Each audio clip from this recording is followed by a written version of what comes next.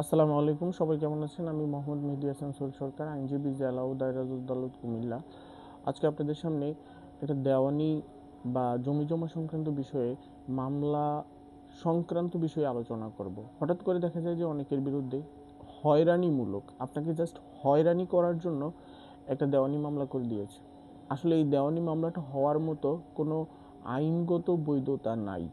দেখেন, আপনি দেওয়ানি মামলা বা মামলা মোকদ্দমার ক্ষেত্রে আপনার আইনি একটা বৈধতা লাগে। যেমন হচ্ছে দেওয়ানি মামলার ক্ষেত্রে অবশ্যই তার এই ঘটনা, যেই ঘটনা দেখিয়েছে, এই ঘটনা সত্যিকার অর্থে হতে হবে।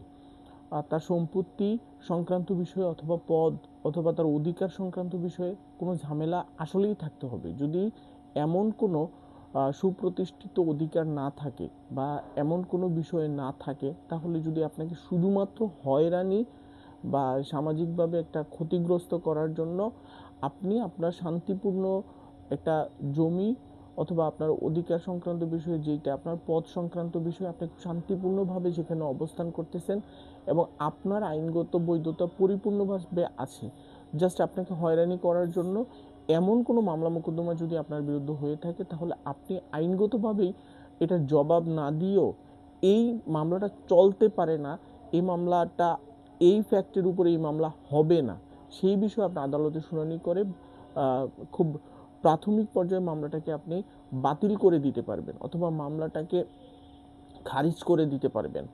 আপনি উপযুক্তভাবে এই জায়গায় উপস্থাপন করতে হবে আপনার ফ্যাক্টগুলা। দেওয়ানি কার্যবিধি 1908 এর 9 দ্বারায় এই বিষয়ে স্পষ্ট করে বলা আছে যে সম্পত্তি বা পদের অধিকার সংক্রান্ত প্রতিদ্বন্দ্বিতায় শুধুমাত্র এই মামলাগুলো করা যায়। অন্য কোনোভাবে আপনাকে জাস্ট হয়রানি করার জন্য তার বৈধ সম্পত্তি, তার সম্পত্তির বৈধতা থাকতে হবে। যেমন আপনার বিরুদ্ধে যে মামলা করলো, তার যদি সম্পত্তির, যেই সম্পত্তি নিয়ে মামলা করলো, সেই সম্পত্তির আইনগত কোনো বৈধতা না থাকে, সেই মামলায় সম্পৃক্ত হতে পারবে না, অথবা আপনাকে এই মামলায় আপনাকে বিবাদী করে তার দাবি উপস্থাপন করতে পারবে না। এইটা একেবারে স্পষ্ট আইনিভাবে বলা আছে। এটা দেওয়ানি কার্যবিধি 1908 এর একেবারেই 9 ধারায় স্পষ্টভাবে বলা আছে যে তার যদি অধিকার না থাকে, সে মামলাটা করতে পারবে না। দেখেন, আমি সম্প্রতি একটা মামলা পেয়েছি, যেটা হচ্ছে আপনার নিষেধাজ্ঞার বিষয়। যেই সম্পত্তি সংক্রান্ত যে ক্রোনোলজিটা আছে, যেটা হচ্ছে কিভাবে সেই সম্পত্তিটা তারা তাদের কাছে এসেছে, সেই বিষয়টা ওভাবে প্রমাণ করার কোনো সুযোগ নেই। শুধুমাত্র বিএস খতিয়ানে তাদের নাম এসেছে, সেই কারণে এই সম্পত্তিতে নিষেধাজ্ঞা চেয়ে বসে আছে। এখন কথা হচ্ছে যে এই সম্পত্তিটা, সেই মামলাটা বেশ হয়রানি হওয়ার মতো অবস্থা ছিল, কিন্তু এভাবে আমি পড়াশোনা করার পরে, গবেষণা করার পরে এটা পেয়েছি যে আপনি আদালতে যেই মামলাটা হবে, সেই মামলাটার আপনি ইচ্ছা করলে একটা আবেদন করতে পারেন, পিটিশন দিতে পারেন এমনভাবে যে এটা প্রকৃত ঘটনাটা এমন না, শুধুমাত্র আপনাকে হয়রানি এবং